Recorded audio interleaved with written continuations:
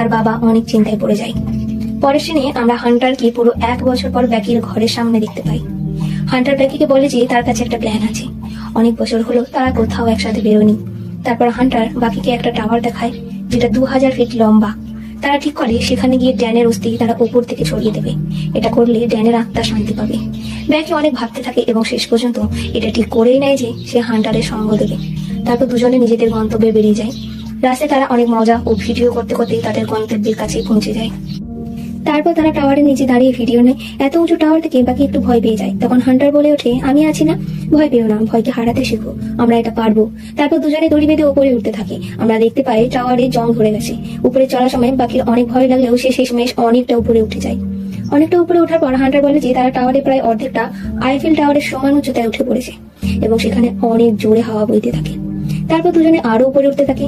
কিছুটা উপরে উঠে বাকি নিচে তাকালে সে কিছুটা ভয় পেয়ে যায়।